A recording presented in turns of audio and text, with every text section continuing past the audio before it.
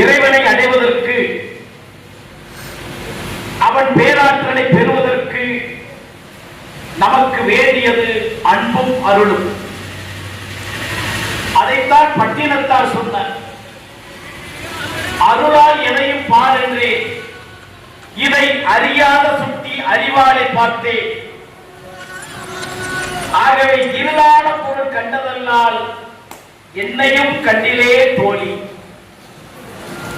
ஆக அருளால் எதையும் பார்க்க வேண்டும். சித்திரை மாதம் என்று ஏன் பெயர் வந்தது? சித்து என்றால் அறிவு,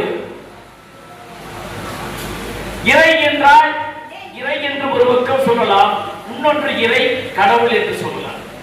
ஆகவே இந்த சித்தாகிய அறிவு, இறையாகிய இறையை தேட வேண்டிய காலம் என்பதால் அதனால் தான் தமிழாண்டினுடைய முதல் தொடக்கமாக சித்திரை மாதம் என்று பெயர் வந்தது.